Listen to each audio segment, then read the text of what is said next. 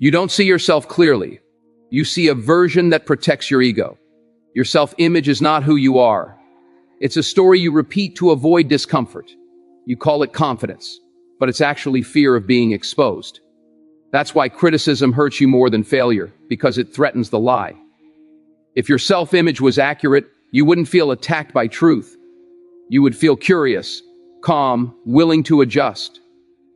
So ask yourself this: if your self-image disappeared today, what would be left? Listen closely, because the image you hold of yourself is not the truth. It is a story you have been rehearsing for years. And most of the time, that story was written by fear, failure, and other people's limits, not by your potential. Somewhere along the way, you accepted a version of yourself that was smaller than what you were born to become, and you started living as if that version was final. You call it being realistic, but what it really is settling.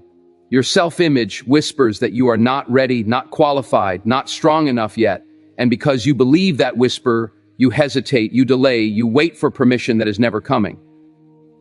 The world does not see what you could be, it only sees what you repeatedly show it, and right now you are showing hesitation instead of conviction. Let me tell you something powerful. You do not rise to the level of your goals. You fall to the level of your self-image.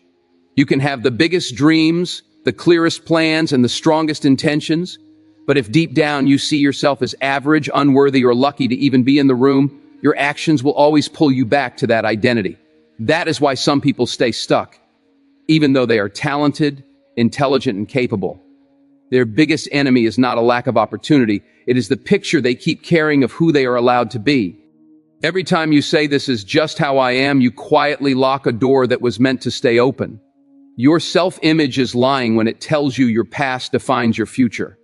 It is lying when it says your mistakes disqualified you. It is lying when it reminds you of every failure but conveniently forgets every time you survived, adapted, and kept moving forward. You are not the sum of your worst moments. You are the result of your resilience. Growth begins the moment you challenge the voice that says, "This is enough for me." You are not designed to live a life that feels tight, heavy, and restricted. You were designed to expand. Understand this: confidence is not arrogance, it is alignment.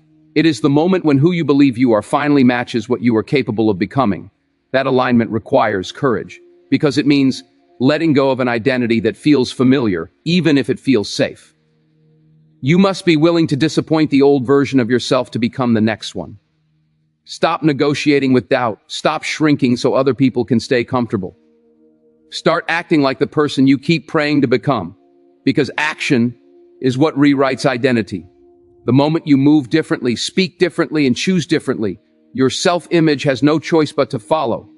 Right now is your moment to decide that the mirror will no longer control you, because you are here to redefine what you see, starting today without apology. Right now, the reason change feels difficult is not because you lack discipline or motivation, but because every time you try to rise, your old self-image pulls you back like gravity. You try to step forward, but there is a voice inside that says, "Who do you think you are?" And that voice sounds familiar because it has been with you through struggle, loss, and uncertainty. You learn to trust it because it once protected you from disappointment. But protection can turn into a prison if you never question it.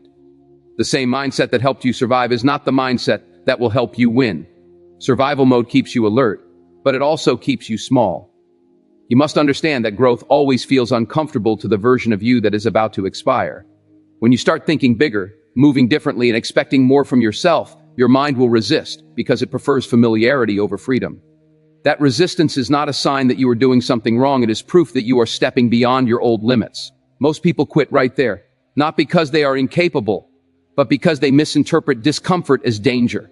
They go back to what feels safe, even if it feels empty. You cannot build a powerful future while clinging to a fragile identity. Your self-image is shaped by repetition.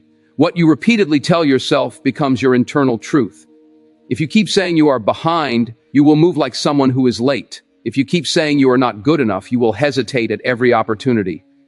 But if you begin to speak from possibility instead of limitation, your behavior will change before your confidence does. Action comes first. Belief follows. You do not wait to feel ready, you move and let readiness catch up to you. Every disciplined choice, every uncomfortable step, every moment you show up, when you wanted to hide sends a message to your mind that says, "This is who I am now." Look closely at the people you admire. They are not fearless. They are faithful to a vision bigger than their doubt. They learn to act in alignment with the future version of themselves, even when the present version felt unprepared. That is the shift you must make. Stop asking if you deserve more and start preparing yourself to handle more. Responsibility is the gateway to confidence. When you take ownership of your habits, your time, and your standards, your self-image begins to rise naturally. Do not wait for validation, because validation creates dependence. When you rely on applause, silence feels like rejection. When you rely on your own standards, silence becomes focus. You must decide that your worth is not up for debate and your future does not require permission. The moment you stop arguing with your potential and start honoring it with action, everything changes. This is where identity transforms, not in motivation, but in commitment. You are not becoming someone new. You are finally allowing yourself to be who you were always capable of being, starting now. Now understand this clearly. Transformation is not a single moment of inspiration. It is a daily decision to reject the lie your self-image keeps selling you. Every morning you wake up, you either reinforce the old story or you interrupt it with action. The strongest people are not the ones who feel confident all the time. They are the ones who act with intention, even when doubt is loud. Your self-image will try one last time to keep you where you are, reminding you of risk, judgment, and failure. But that is only because it senses change. When fear gets louder, it means you are closer to growth than ever before. You must stop asking yourself if you are capable and start asking yourself if you are committed. Capability grows with use, but commitment is a choice. The world does not reward potential, it rewards execution. There are people with less talent than you living the life you want simply because they refuse to see themselves as small. They decided that excuses were more painful than effort. The moment you stop seeing yourself as someone trying and start seeing yourself as someone becoming, your energy shifts, your walk changes, your voice changes, your decisions become sharper. Identity is power, and once you claim it, nothing outside of you can take it away. Your past does not need your permission to let go, but you need courage to release it. You have been carrying old labels for too long. Labels given to you by moments that no longer exist. You are not late, you are not broken, and you are not behind. You are in training. Everything you went through was preparation, not punishment. The discipline you build now will introduce you to a future version of yourself that feels unfamiliar but undeniable. That version does not beg for confidence, it operates from purpose. You are allowed to outgrow environments that no longer challenge you. You are allowed to raise your standards without explaining yourself. You are allowed to expect more from your life without feeling guilty.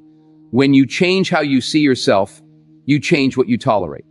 You stop negotiating with habits that drain you and people that doubt you.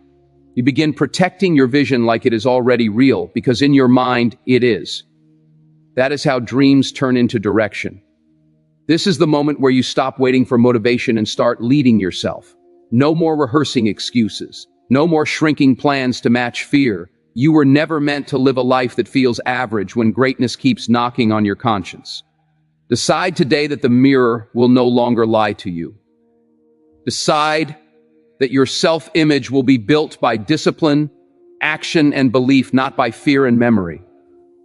Step forward as if your future is watching, because it is, and it is waiting for you to finally become who you said you wanted to be. It's made you uncomfortable. This channel is not for everyone. Most people will scroll away because they don't want to see themselves clearly. But if you stayed until here, you already know something about yourself. Subscribe, not for motivation, but for honest exposure.